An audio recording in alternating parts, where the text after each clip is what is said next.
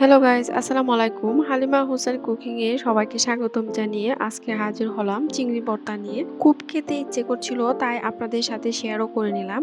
আমি প্রথমে কিছু চিংড়ি মাছ নিয়েছি কাঁচামরিচ, ঝালটা সবার পছন্দ মতো ব্যবহার করবেন। নিয়েছি পেঁয়াজ কুচি আর নিয়েছি আদা। আদাটা আমি পরবর্তীতে আবার কুচি কুচি করে কেটে দেব। এখন ফ্রাই প্যান বসিয়ে দিয়ে দেব সরিষার তেল। এই রান্নাটা সরিষার তেল দিয়ে করার চেষ্টা করবেন। তেলটা গরম হলে দিয়ে দিব চিংড়ি মাছগুলো। চিংড়ি মাছগুলো ভেজে নিচ্ছি।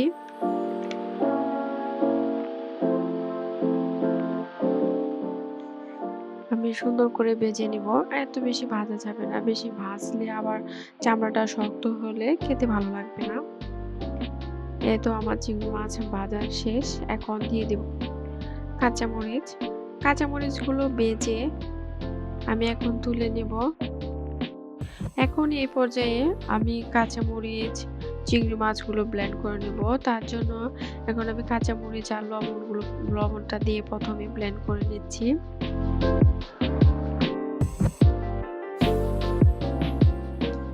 এই তো ব্লেন্ড করা হয়ে গিয়েছে। এখন দিয়ে দেব চিংড়ি মাছগুলো।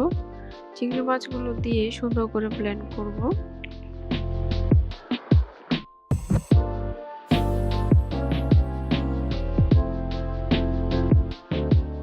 দিয়ে দেব পেঁয়াজ কুচিগুলো। পেঁয়াজগুলো হালকা ব্লেন্ড করে নেব।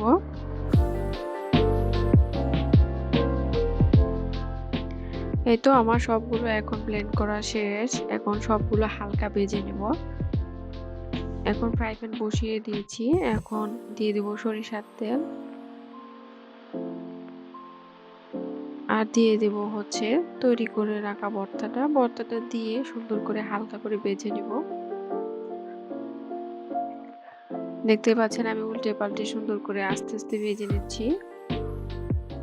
এত বেশি মচমচে করা যাবে না। হালকা করে পেঁয়াজগুলো একটু হালকা নরম হলে হয়ে যাবে। এই তো তৈরি হয়ে গেল চিংড়ি ভর্তা। এই চিংড়ি ভর্তাটা গরম ভাতের সাথে খেতে খুবই মজাদার হয়। এই রেসিপিটা খুব সহজেই তৈরি করে খেতে পারেন। সো সবাই ভালো থাকবেন, সুস্থ থাকবেন, নিরাপদে থাকবেন। আল্লাহ হাফেজ।